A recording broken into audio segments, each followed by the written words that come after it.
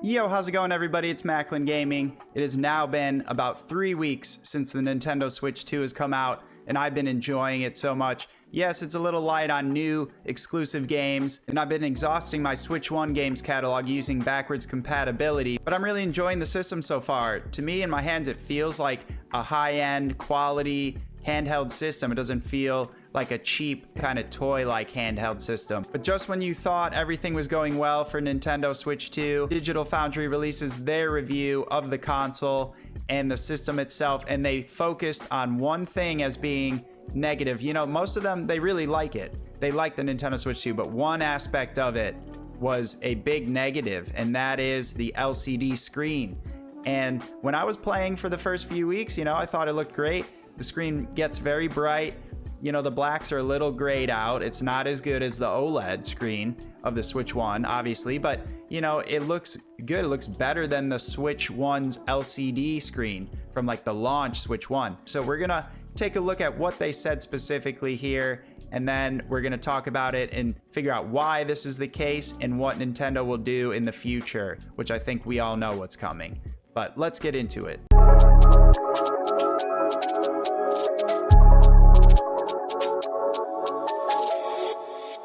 All right, let's just get right into it and see what Digital Foundry said about the Nintendo Switch 2's LCD screen. If you film at, say, 240 frames per second for like a slow motion video, you essentially get 4 individual ghost images of everything on the screen. Your eyes perceive this as blur. It's actually slower than the original Switch 1 LCD from 2017.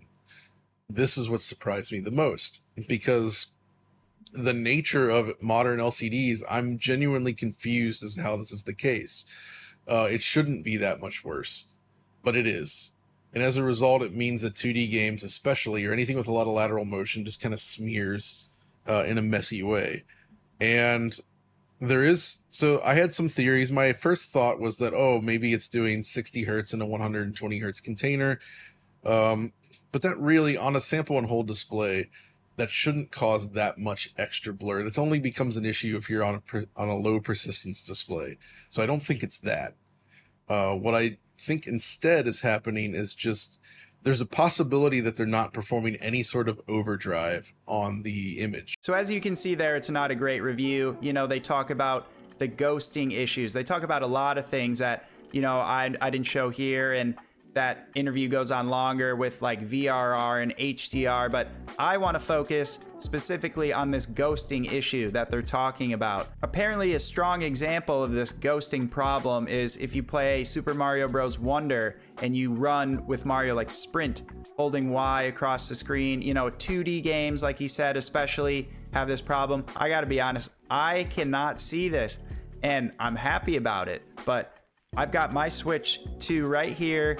I've got Mario Bros. Wonder booted up. It's hard to see in the light, or with my studio lights shining on the screen. It's hard to see, so I can't really demonstrate for you, but like I can do it right here. And I just don't see any ghosting. Like I see him sprinting and he kind of gets blurry, but I thought that was like the animation from the game. I'm trying to look in the background behind Mario as he's running. They say there's like distortions back there too if you have this ghosting problem, but I don't see it. It's crazy. But it's great. It's great. Like I believe them. I believe that it's there. I don't see it, and I don't want to see it, because people say like once you see it, you can't unsee it. It just becomes really annoying to your eye, and it's like hard to play these kind of games. Like it must be rough for these people here, like John Linneman there at Digital Foundry talking about it. Like these guys, they see every little detail and every little flaw, and they can expose all these little problems in a game. Like how can you enjoy a video game anymore, like if you're at that level? But I remember when I used to not be able to see frame rate differences. I could play a game that was like chugging frames, and I was like, why is this game running slow? I remember, but it didn't bother me like to my eyes. I didn't know what it was. That was like N64 era when I was first growing up as a kid. I was like, why is this game like moving slowly all of a sudden? Oh, now it's back to normal. Like I was like, that's weird.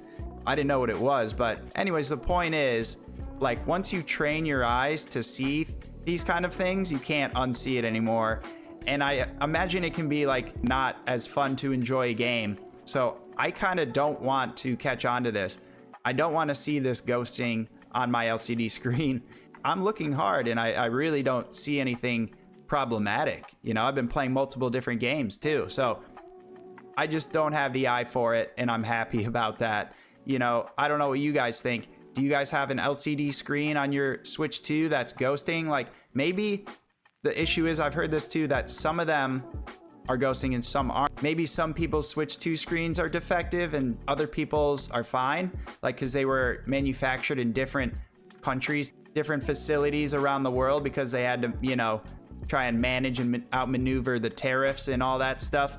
But you never know like what the quality is like, or quality control is for these LCD screens. So why do you think Nintendo has this LCD screen that isn't like an improvement in every way over the Switch 1?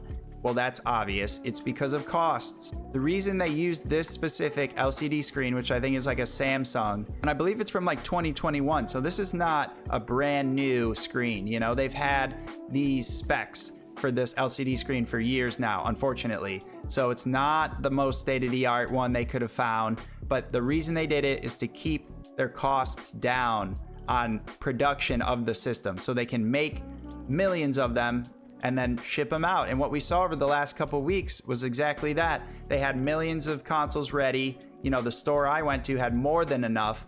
Everyone who showed up got one. Like, you didn't really see them, oh, completely sold out, no one can find one. Like, people who wanted one could get one, and a lot of people who didn't want one just didn't buy one. So there were plenty of systems to go around at launch. Like, and then I know those sold out after like the first week. And so now it's like hard to find one, but Nintendo just did a really good job producing as many of these units as they could. And the way they did that was they had to cut corners and keep things cheap in certain aspects of the system. And unfortunately, the LCD screen was one of them. But what do you think they'll do in the future, guys? We know Nintendo's gonna make a Switch 2 OLED or something, you know, Switch 2 Pro. It's gonna be even better and have an OLED screen. Either way, I know I'm gonna be a sucker and trading in my Switch 2 for a Switch 2 OLED one day. Hopefully that doesn't come around for like a couple of years, so I can just enjoy what I have right now with ghost-free eyeballs. Let me know what you guys think about the LCD screen on the Switch 2.